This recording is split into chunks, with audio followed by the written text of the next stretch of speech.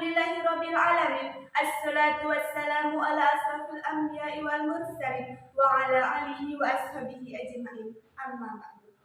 Qala Rasulullah sallallahu alaihi wasallam, la tadkhulu jannata hatta tu'minu wa la tu'minu hatta tahabbu.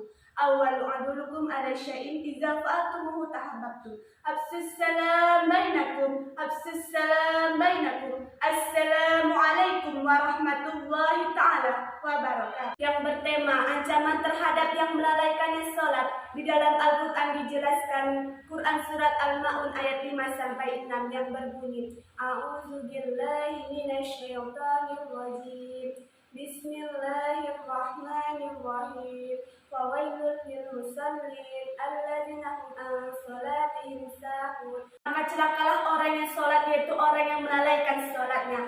Ayat ini menjelaskan bahwa orang yang sholat bisa celaka, apalagi orang yang tidak pernah sholat atau yang mendirikannya sholat. Orang yang sholat bisa celaka karena lalai mengenai sholat mereka. Oleh ahli-ahli Al-Quran yang mutakbar, dikemukakannya bahwa lalai dari sholat itu ada macam-macam coraknya di antaranya. Yang pertama yaitu lalai dari niat. Niat tidak karena Allah dan tidak untuk mencari keridhaan Allah Subhanahu wa ta'ala. Dan yang kedua yaitu lalai dari waktu. Waktu sholat telah tiba dan azan sudah kedengaran berkumandang, tetapi ia masih menunda-nunda sholatnya, sehingga pada waktu sholatnya akan berakhir, ia buru-buru mengerjakan sholatnya. Dan yang ketiga yaitu lalai dari kaifiat sholat. Ia sholat tetapi kaifiat sholatnya tidak sesuai sholat Rasulullah Sallallahu Alaihi Wasallam. Di sana sini sudah ada yang ditambahkannya, dirobahnya dan dikuranginya. Yang keempat yaitu lalai dari rohnya sholat. Ia sholat tetapi tidak khusyuk di dalam sholatnya. Sholatnya hanya merupakan kerangka yang mati, yang hanya merupakan gerakan badan saja, tetapi tidak disertai dengan gerakan jiwa dan gerakan hati. Dan yang kelima yaitu lalai dari hakikat sholat, yaitu untuk mengingat Allah Subhanahu wa ta'ala. Ia sholat tetapi ingatannya, fikirannya, perasaannya dan kemauannya tidak pernah mengingat Allah Subhanahu wa ta'ala. Di dalam sholatnya ia lebih banyak mengingat yang lain dari Allah Subhanahu wa ta'ala. Yang terakhir yaitu lalai dari hikmah sholat, yaitu seperti difirmankan oleh Allah Subhanahu wa ta'ala, A'udzubillahi minasyaitonir rajim. Bismillahirrahmanirrahim. Wa aqimus salata innas salata yanha 'anil fahsya'i wal munkar.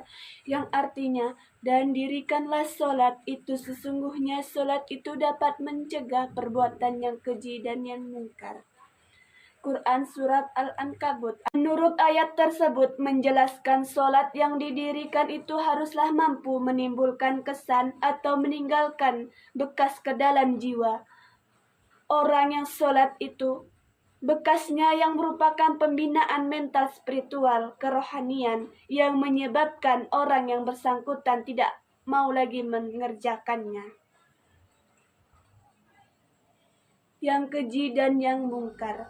Setiap datang dorongan nafsu untuk melakukan sesuatu yang keji dan yang mungkar yang tidak diridhoi oleh Allah Subhanahu wa ta'ala, maka jiwa orang yang sholat akan berbisik, menegurnya dari dalam supaya tidak melakukan hal yang demikian.